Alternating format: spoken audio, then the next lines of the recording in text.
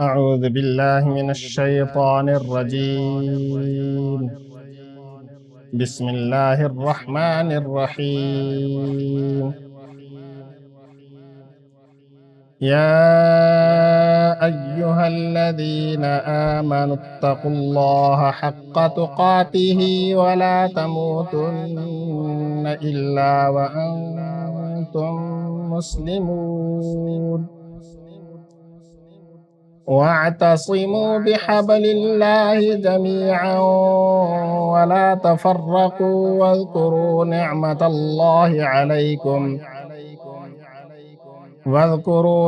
الله عليكم إذ كنتم أعداء فألف بين قلوبكم فأصبحتم بنعمته إخوانا وكنتم على شفا حفرة من النار فأنقذكم منها كذلك يبين الله لكم آياته لعلكم تهتدون ولتكن منكم أمة يدعون إلى الخير ويأمرون بالمعروف وينهون عن المنكر وأولئك هم المفلحون ولا تكونوا كالذين تفرقوا واختلفوا من بعد ما جاءهم البينات وأولئك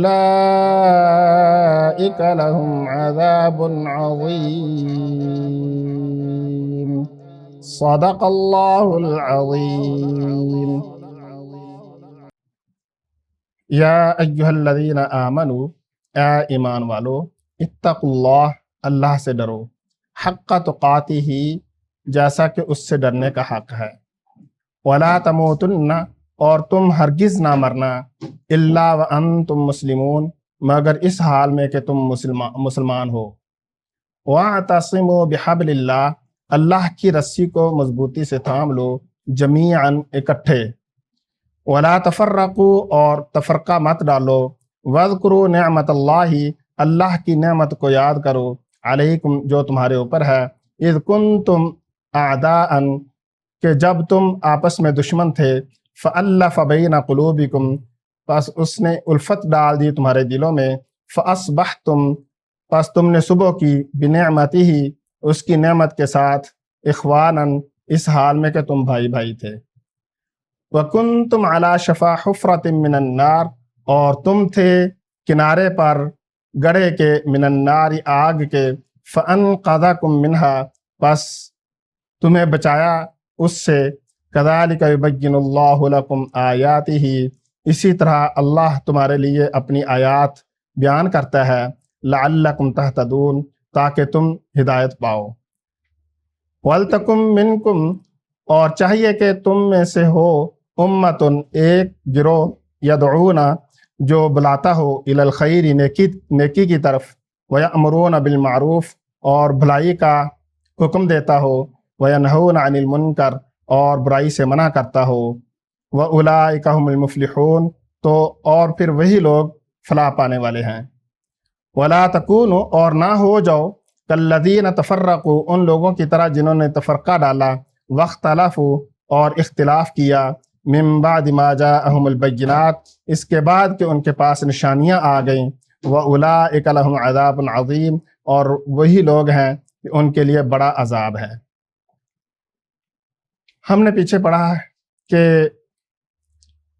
اوس اور خزرج جو ہیں وہ مسلمان ہو چکے تھے، اور ان کے درمیان ایک بندے نے اشعار کی صورت میں ان کو ابھارنے کی کوشش کی کہ آپس میں لڑ پڑیں۔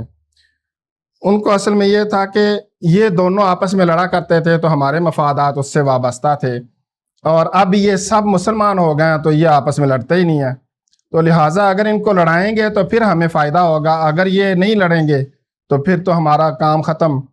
تو اس صورت میں حضور پاک صلی اللہ علیہ وسلم جب تشریف لائے ہیں تو ان کا تصفیہ کروایا، ان کو خاموش کروایا۔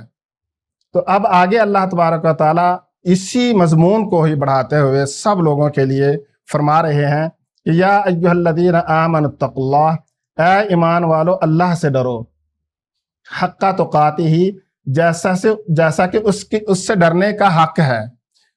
تو اس آیت کے بارے میں بہت مختلف تفسیریں ہیں۔ یہاں پر فرمایا کہ حق تقاتہ ہی جو ہے، جس طرح اللہ سے ڈرنے کا حق ہے اس طرح ہر بندہ ڈر تو نہیں سکتا، یعنی کہ اس کا خوف بہت زیادہ ہونا چاہیے، لیکن ہر بندے کا مختلف ایمان ہوتا ہے، ہر بندے کا مختلف نوعیت ہوتی ہے، تو ہر بندہ اس حق تک تو نہیں پہنچ سکتا۔ تو اگر اس کو اس طرح مانا جائے تو پھر یہ تو فرض ہو گیا کہ ہر بندہ جو ہے وہ اللہ سے اس طرح ڈرے جیسے اللہ سے ڈرنے کا حق ہے۔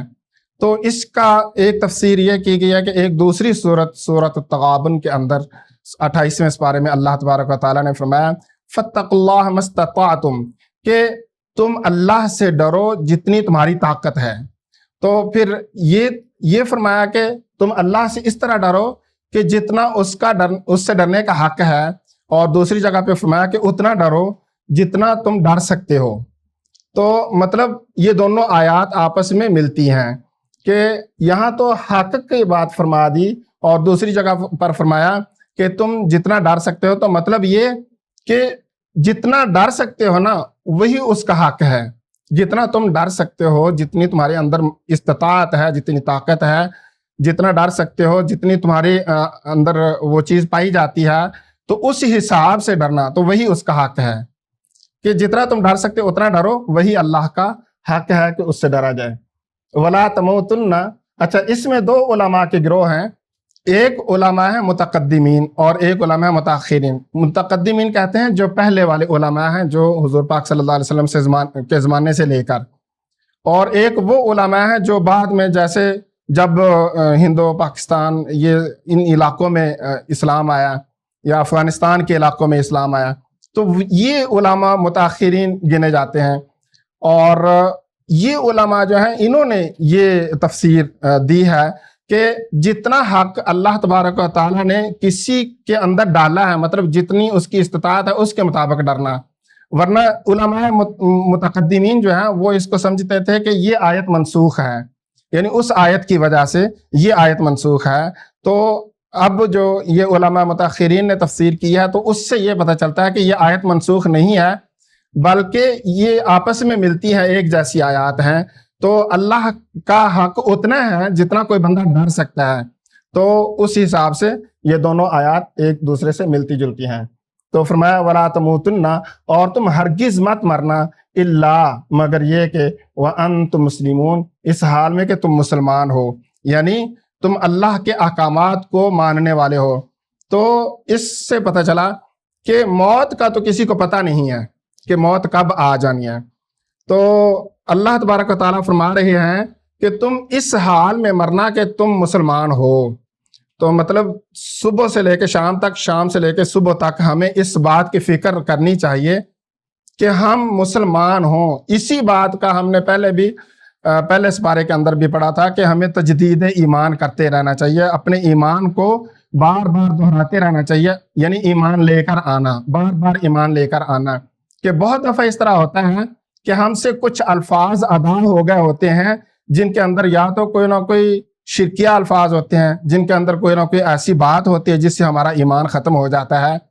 تو پھر ہمیں کیا کرنا چاہیے کہ بار بار اسلام قبول کرنا، بار بار کلمہ توحید کو دہراتے رہنا۔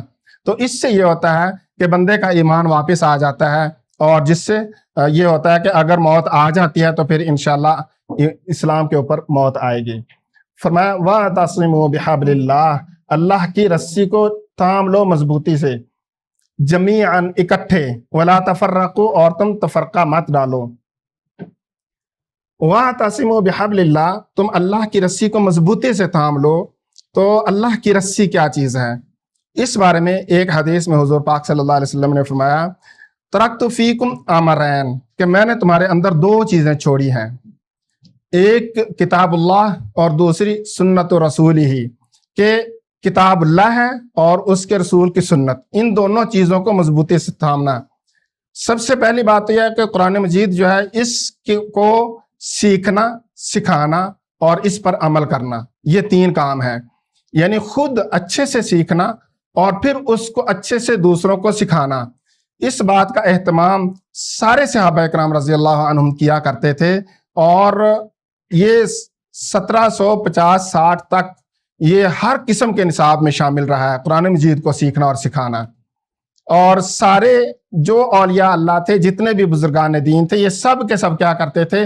قرآن مجید کو اپنے بچوں کو سکھاتے تھے، اور پھر وہ آگے ان کے بچے جو تھے وہ آگے سکھاتے تھے لوگوں کو، اور یہ ہمیشہ جاری رہا ہے۔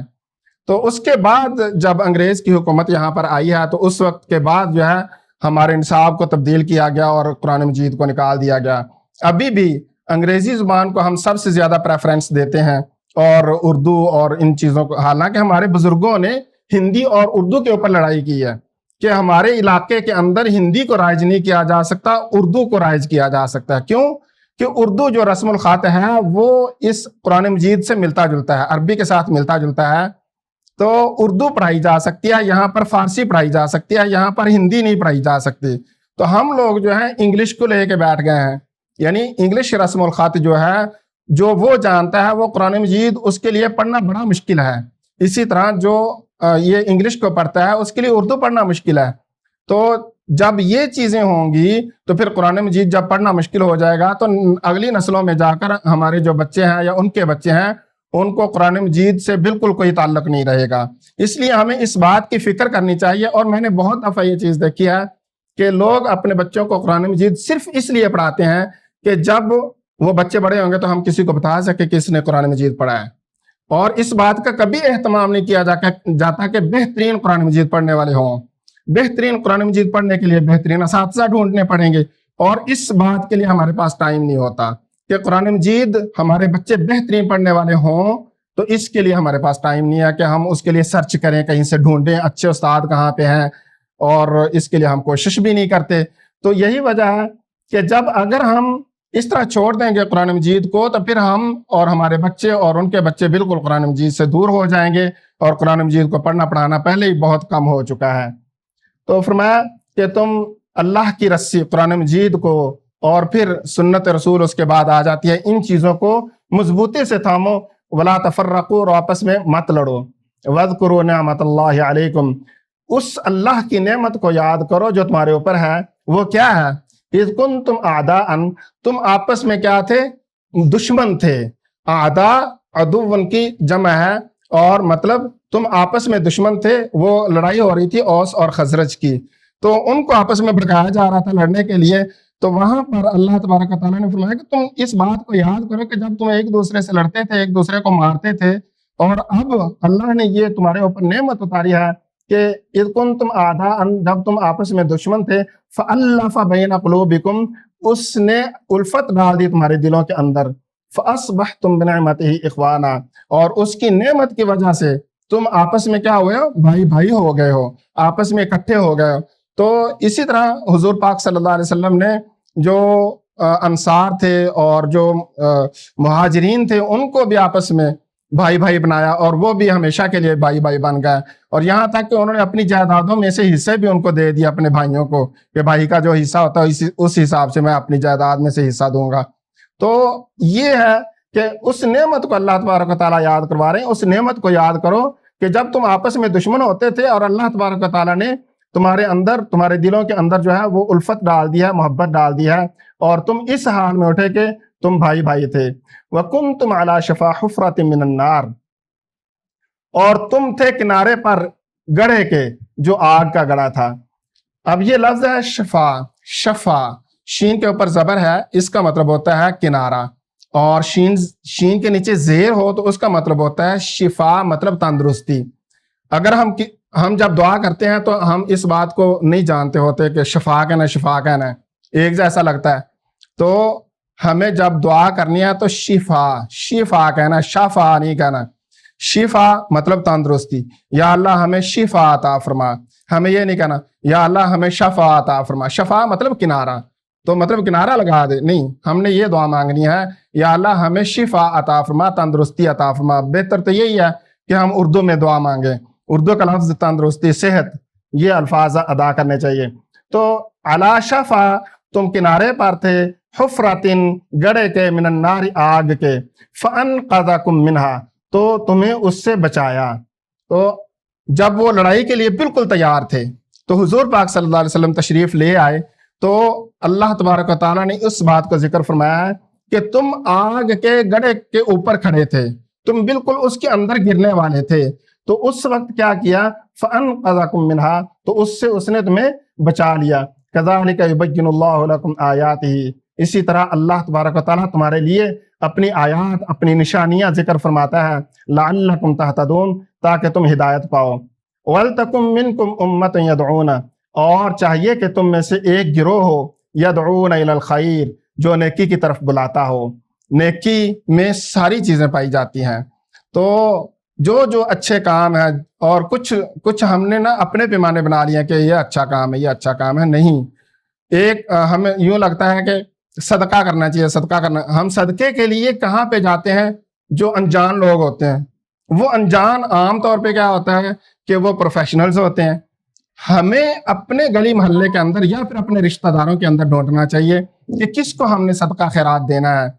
हम बजाय इसके कि उन लोगों को ढूंढें या हम उन लोगों को तलाश करें जो वाकई ही इस बात के लिए हकदार हैं, उनको ढूंढें। उनको ढूंढने के बजाय हम ऐसी जगहों पे जाते हैं जहाँ पे हमें पता भी नहीं होता कि इस बंदे को देना चाहिए या नहीं देना चाहिए, वो कहाँ पे खर्च करेगा जो हम पैसा दे रहे हैं।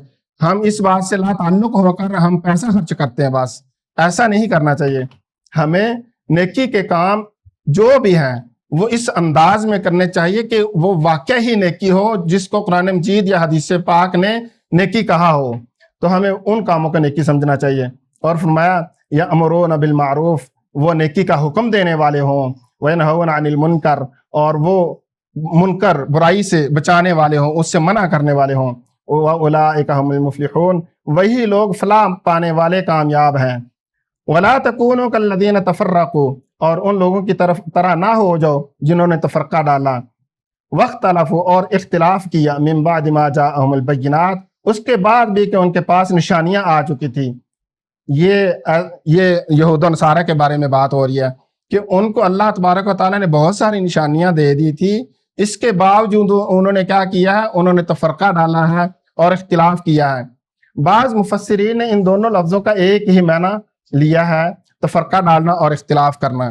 तो बाज़ मुफस्सिरीन कहते हैं कि ये दो मुख्तलिफ अल्फाज हैं। बहरहाल तफरका और इख्तिलाफ मानवी लिहाज से तकरीबन मिलते जुलते अल्फाज हैं, इनका एक जैसा ही माना बनता है। तफरका डालना मतलब उनको अलग अलग कर देना, इख्तिलाफ करना एक दूसरे के साथ बहस मुबाहिसा करना, इख्तिलाफ करना। तो बहरहाल तफरका डालना या इख्तिलाफ करना, दोनों चीज़ें कुरान मजीद ने यहाँ पर जिक्र फरमा दी हैं कि इनसे बच के रहो और उन लोगों की तरह ना हो जिन्होंने तफरका डाला या फिर इख्तिलाफ किया है। मिन बाद मा जाअहुमुल बय्यिनात, उसके बाद भी कि तुम्हारे पास निशानियां, उनके पास निशानियां आ चुकी थी, यानी उन्होंने तफरका डाला, इख्तिलाफ किया है, उसके बाद उनके पास निशानियां आ चुकी थी, उन्होंने उनको माना नहीं। व उलाइका लहुम अज़ाबुन अज़ीम, जो तफरका डालते हैं या इख्तिलाफ करते हैं उनके लिए क्या है, बहुत बड़ा अजाब है। जज़ाकुमुल्लाहु अहसनल जज़ा।